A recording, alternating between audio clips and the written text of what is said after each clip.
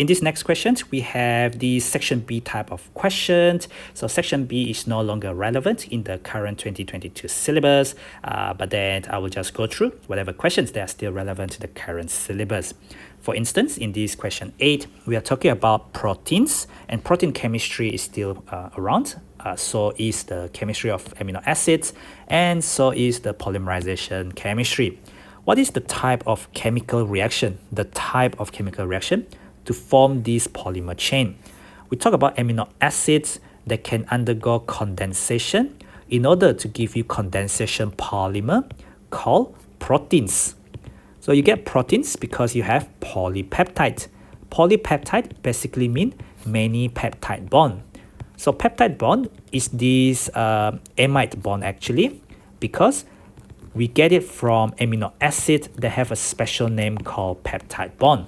But then if it is just a normal amide, we just call it amide. So what we can say is all peptides are amides, but not all amides are peptides. So be very careful there.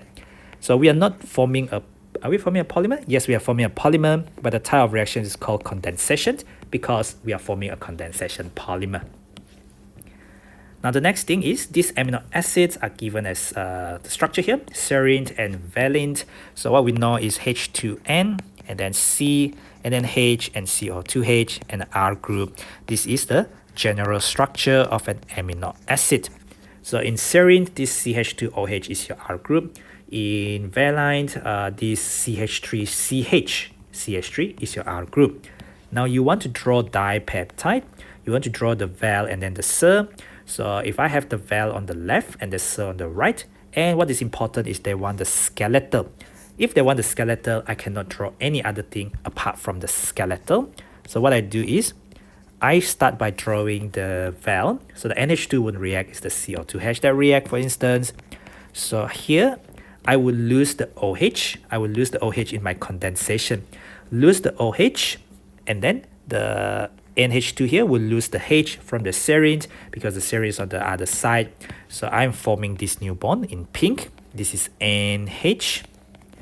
NH, in fact, I don't want to show the bond there. It's just NH. And then I just complete the other part of the serine molecule. This is the new amide bond that I'm forming because I break this bond there, C single bond O. I break the NH covalent bond as well. And then I'll form a small molecule minus H2O condensation reaction. As I form one amide bond, I kick out one water. And this is part of the val first and then the SIR, even though they have put the serine on the left side, but this structure they want is val on the left and then serine on the right. So there's val and then serine, val SIR. Okay. Now this next question is no longer relevant. This is actually part of biochemistry, but you can think about in the context of intermolecular forces, obviously. So different types of amino acids, maybe I should talk about it. Different types of amino acids have different R group. I just talked about the structure of amino acids earlier, where you have the basic amino group, the acidic carboxylic group, a hydrogen, and an R group. Depending on what R is, it will affect the properties of the protein chains. Different types of amino acids have different R groups. And these different R groups, they can form different interactions with each other. So different R groups will have different interactions. Different R groups form different interactions with the CO or the NH or other R groups further down the chain, because you have a long chain, right? Further down the polymer chain. So for instance, we're going to specify a couple of things. The best kind of answer would be to specify a few things. So example, between CO, delta minus delta plus, and the NH, you can have hydrogen bond. Hydrogen bond is pretty strong, and that is usually what is holding part of the really strong intermolecular forces that holds protein together. What else can you have? You can have between the non-polar hydrophobic Hydrophobic means they don't dissolve in water because they're non-polar. Alkyl chain. So what you get is you just get the London dispersion forces, which is just van der Waals, all London dispersion forces. What else can you have? I guess the hydrogen bond is just a strong version of permanent dipoles, right? You could also have between the SH and the SH residue of cysteine. So the biology student would know what I'm talking about. This is the one that will give you the disulfide bond. It's actually the chemistry of hair straightening. So your hair curls up as they form the disulfide bond. So you get those really foul-smelling chemicals in hair salons, and those things break the disulfide bond, and they will straighten your hair again by breaking your disulfide bond. Anyway, not that much chemistry there, mostly on biochemistry. This next part of the question, so using label diagrams or words, why a particular enzyme may only catalyze a specific reaction or a specific substrate for 2 marks. This is the lock and key mechanism. This thing remained in the syllabus, in the 2022 syllabus. You will find it under rate of reactions. And under rate of reactions, you will learn this as biological catalysis. So enzymes are biological catalysts. So their catalysis is obviously known as biological catalysis or enzyme catalysis. I'm not a big fan of, writing a lot of stuff, I guess. So I'll just write a couple of simple things. So if that is my substrate, let me just pronounce that and write that properly. That's my substrate, so to be metabolized, and this is my enzyme. So what I will get is, I will get an enzyme substrate complex where I just need to move this a bit closer into that. So what I get now is an enzyme substrate complex. And from there, I can then get back my enzyme. I can get back my enzyme and I'll get my products. Does that work? Yep. And then I'll get back my enzyme and I will have, form a different product or something like that. So there will be like products. So we're just drawing simple diagrams to show the idea really. So just to show arrows, because we are representing that going to that. This is your enzyme substrate complex. So why does it only work with specific substrate or specific reaction? So we can say that enzymes have active sites. So these are 3-dimensional pockets, obviously, that only that have specific shape.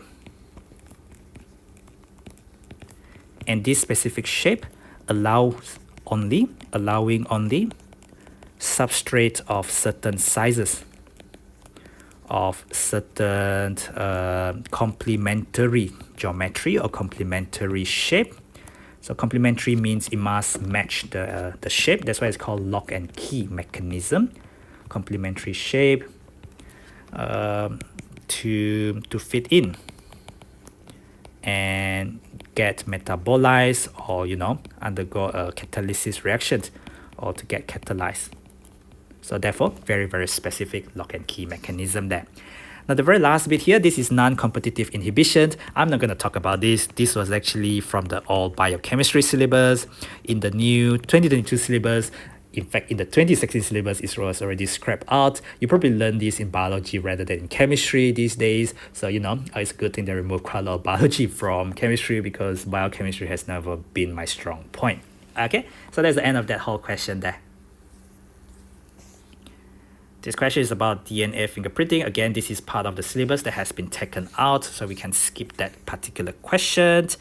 The next bit of the questions. So we have these questions that started out with biochemistry, but this bit is still relevant in the 2022 syllabus. In fact, it was relevant to the 2016 syllabus as well. This is under ionic equilibrium now, no longer under a special topic. It's now under an equilibrium as part of equilibrium constant because you have partition coefficient.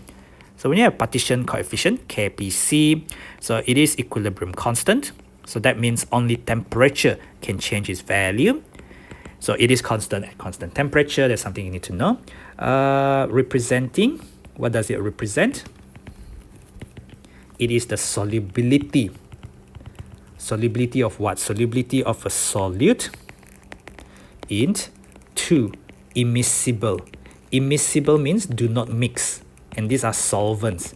So you're trying to extract it into the more soluble phase, and of course you will always have a little bit of it in the solvent in which is less soluble in.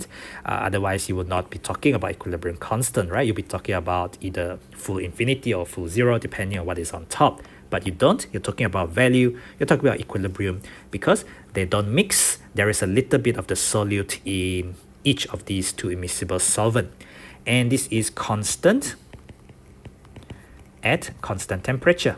So it can only change when temperature, at a constant temperature. I think that is the best definition I can think of, at a constant temperature. That seems more right. So it's a fixed value at a constant temperature. Okay. Now the next bit is really all about calculation. Let me see how many marks there is. There is 2 marks to really run up these questions, but let's think about this, all right? So we have a partition coefficient of this pesticide. Let's just call it X to make our life easy, all right? This is between hexane and water.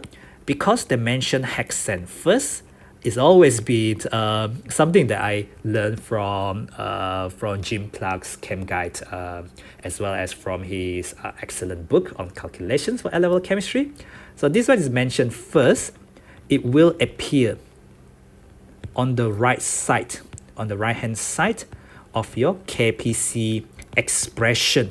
I'm not talking about equation, I'm talking about expression, in the sense that I will have X in water, and then this is in equilibrium with X in hexane. This is what I meant by, because that is mentioned first, I'll put the X in hexane on the right side, and because it appears on the right side of the expression,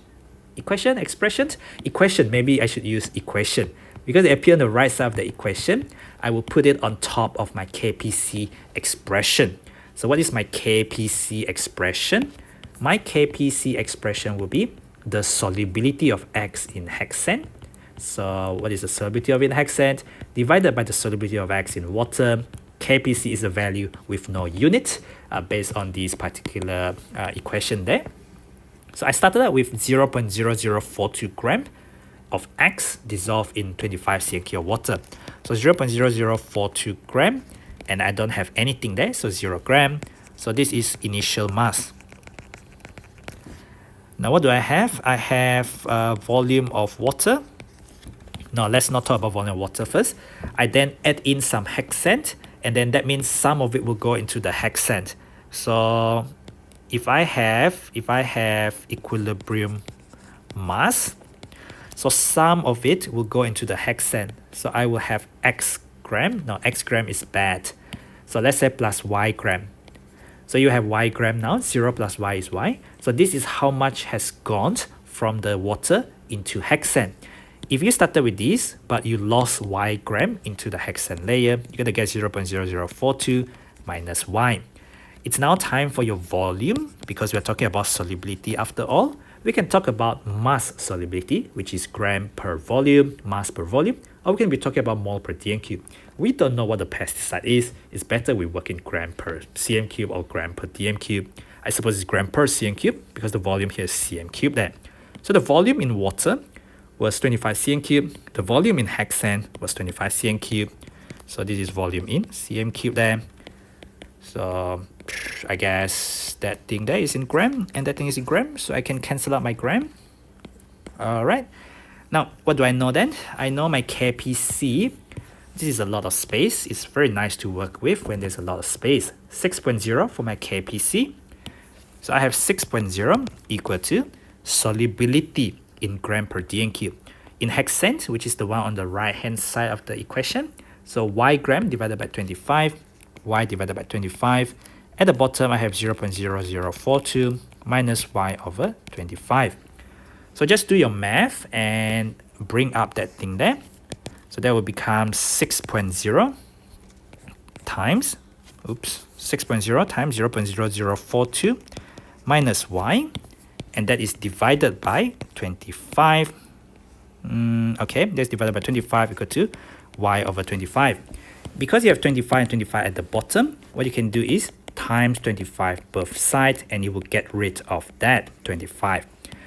We need to expand the bracket very carefully. So 6 times the first portion and 6 times the second portion. So 6.0 times 0.0042, I get 0.0252, and then I get 6.0y is equal to y. So I get 7y equal to 0.0252 gram.